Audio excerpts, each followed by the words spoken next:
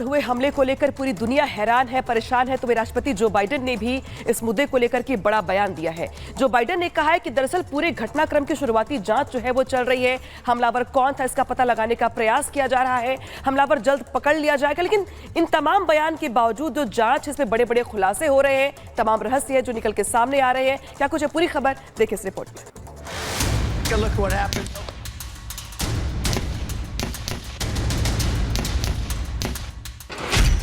बाल बाल बचे ट्रंप।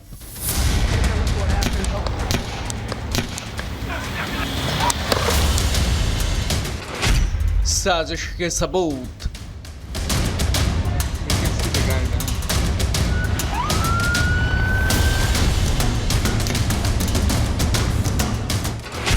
बाइडेन का बयान। We don't yet have any information about the motive of the shooter. We know who he is. किसका इंतकाम?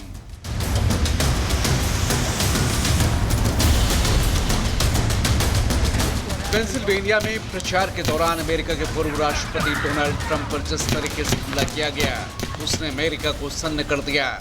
महज 9 सेकंड में ट्रंप पर ताबड़तोड़ एक के बाद एक 6 गोलियां दागी गईं। कान को चीरती हुई गोली ट्रंप की कनपटी के बगल से गुजर गई। ट्रंप लहूलुहान हुए लेकिन बाल बाल बच गए।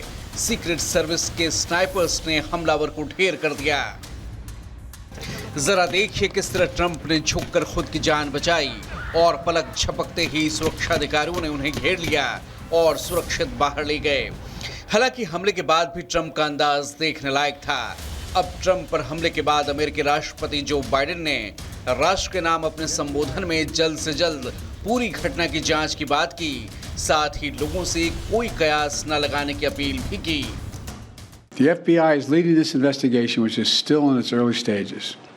We don't yet have any information about the motive of the shooter. We know who he is. Everyone, please, don't make assumptions about his motives or his affiliations.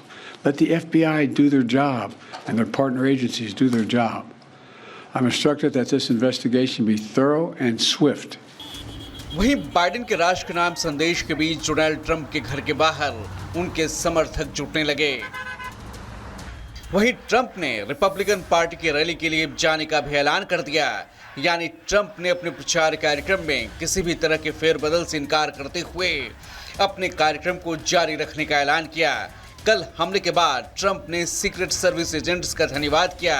हालांकि सुरक्षा में चूक को लेकर अमेरिकी सीक्रेट सर्विस सवालों के घेरे में है। अब ट्रंप की पत्नी मेलानिया ट्रंप ने भी बयान जारी कर अमेरिका में बदलाव का दावा किया है। मेलानिया ट्रंप ने लिखा, जब मैंने अपने पति पर हमला होते हुए देखा तो मुझे अपना और अपने बेटे के जीवन के लिए डर लगा, लेकिन मैं सीक्रेट सर्विस के बहादुर एजेंट्स को धन्यवाद देती हूँ कि उन्होंने अपनी जान की परवाह किए बगैर मेरे पति को बचाया। बदलाव की हवा पहुंच गई है। मेलानिया ट्रंप ने रविवार को अमेरिकियों से घृणा से ऊपर उठने और एक ऐसी दुनिया बनाने की दिशा में काम करने का आग्रह किया जहां प्रेम सर्वोपरि हो। वहीं डोनाल्ड ट्रंप ने अपने सोशल मीडिया अकाउंट में लिखा कि इस समय ये पहले से कहीं ज्यादा महत्वपूर्ण है कि हम एकजुट रहें और अमेरिकी होने के नाते अपना सच्चा चरित्र दिखाएं, मजबूत और दृढ़ बने रहें और बुराई को जीतने ना दें। My name is Thomas Matthew Crooks. Thomas Matthew Crooks वो बंदूकधारी जिसके बारे में अधिकारियों का कहना है कि उसने पूर्व अमेरिकी राष्ट्रपति डोनाल्ड ट्रंप की हत्या का प्रयास किया था। एक 20 साल का पंजीकृत रिपब्लिकन था जो नवंबर में राष्ट्रपति चुनाव में पहली बार मतदान करने वाला था।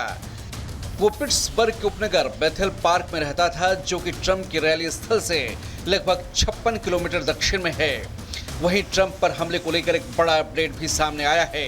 ट्रंप की रैली में गोलीबारी के बाद संदिग्ध व्यक्ति के घर पर और उसकी गाड़ी में बम बनाने के सामान भी मिले हैं, जिसने अधिकारियों को हैरान कर दिया है। सवाल ये उठाए जा रहे हैं कि क्या ट्रंप को बम से उड़ाने की प्लानिंग थी? क्या ट्रंप पर दोबारा हमला करवाया जा सकता है? फिलहाल डोनाल्ड ट्रंप से अमेरिकी राष्ट्रपति जो बाइडेन ने बात की और हमले को लेकर जानकारी ली है। वहीं डोनाल्ड ट्रंप को सरकारी अस्पताल से डिस्चार्ज कर दिया गया है और वो अपने पहले की तरह रैलियों में व्यस्त रहने वाले हैं। लेकिन अमेरिका में बढ़ते गन कल्चर ने एक बात तो साफ कर दी है कि अगर अब भी अमेरिकी सरकार ने इस पर रोक नहीं लगाई तो देश किसी भी वक्त किसी बड़े हादसे का सामना कर सकता है। Bureau report, Republic Bharat. तो देखा आपने किस तरीके से इस घटना को लेकर के पूरी दुनिया भर में चिंता जाहिर की जा रही है। पीएम मोदी ने भी खुद ट्वीट करके लिखा था कि दरअसल लोकतंत्र में ऐसी घटनाओं को लेकर के कोई जगह नहीं है। हालांकि पूरे मामले को लेकर के जो जांच है वो की जा रही है। आपको याद होगा किस तरीके से जो एक शूटर था थॉमस मैथ्यू, उसे मौके पर ही ढेर कर दिया गया था, जबकि जो एक शूटर है उसको अरेस्ट कर लिया गया। और माना दरअसल ये जा रहा है कि शूटर के जरिए तमाम बड़े खुलासे यहाँ पर किए जा रहे हैं। FBI की जो जांच चल रही है, उस FBI की जांच में तमाम खुलासे हो रहे हैं और जो शूटर का परिवार है वो जांच में सहयोग कर रहा है। जिस AR स्टाइल राइफल से हमला हुआ था वो भी पुलिस ने बरामद कर लिया। यहाँ पर राइफल को पिता ने वैध तरीके से खरीदा था, यानी कि थॉमस मैथ्यू ने अपने फादर के हथियार को इस्तेमाल किया था ट्रंप पर हमला करने के लिए। शूटर ने अकेले हमले को अंजाम दिया था, उसकी फैमिली का इसमें कोई इन्वॉल्वमेंट नहीं था। शायद यही वजह कि फैमिली अब जांच में सपोर्ट कर रही है। इसके बाद किसी और की भी शामिल होने की जो है यहाँ पे जांच की जा रही है। अब फैमिली तो इन्वॉल्व नहीं थी, लेकिन क्या शूटर के साथ कोई दोस्त था या कोई ग्रुप था, उसको लेकर यहाँ पे जांच की जा रही है। फिलहाल किसी के शामिल होने की बात निकल के सामने नहीं आ रही है। इसके अलावा देखिए किसी और के शामिल होने के साथ साथ दरअसल जो है FBI की जांच अलग अलग एंगल पे चल रही है कि क्या ये कोई आतंकी साजिश है या फिर जो शूटर है वो उसने इंडिपेंडेंट तरीके से ट्रंप पर हमला किया है। तो ये तमाम बातें हैं जो FBI की ओर से जांच में इसको लेकर खुलासे किए जा रहे हैं। हालांकि अलग अलग एंगल से जो जांच की जा रही है और जिस तरीके से जो बाइडेन की ओर से भी कहा गया है वो ये कहा गया है कि जल्द ही हमलावर को पकड़ लिया जाएगा। हालांकि को ढेर कर भी दिया गया है, लेकिन किस तरीके से घटना को अंजाम दिया गया इसके तमाम जो तथ्य है वो निकल के सामने आने वाले हैं।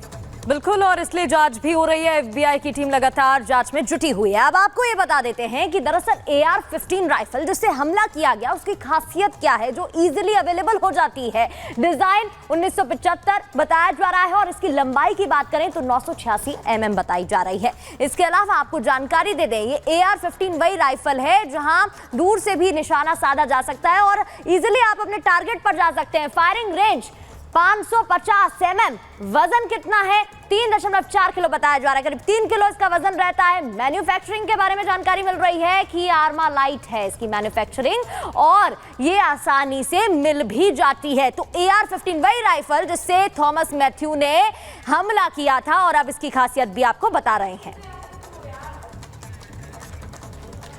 तो डोनाल्ड ट्रंप पर जिस हथियार से हमला किया गया था वो था AR-15, यानी कि जो हथियार है अपने आप में काफी महत्वपूर्ण हो जाता है। और जो जानकारी जांच में निकल करके सामने आ रही है दरअसल वो ये कि शूटर ने अपने परिवार का जो हथियार था वो यहाँ पे इस्तेमाल किया था। लेकिन ये AR स्टाइल हथियार होती कैसे काम करती है, इसकी खासियत क्या है, ये तमाम सवाल आपके जहन में भी होंगे। इसके जवाब बताती ये रिपोर्ट देखिए। If you want to really see something that said, take a look at what happened.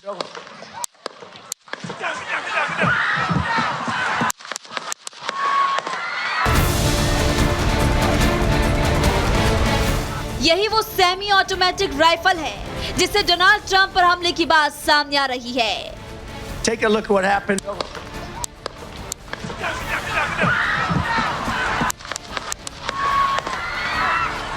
Pennsylvania में रैली के दौरान जो हमला हुआ है उसके हमलावर को सुरक्षा कर्मी ने ढेर तो कर दिया, लेकिन आरोपी के पास AR-15 राइफल होने का दावा किया जा रहा है।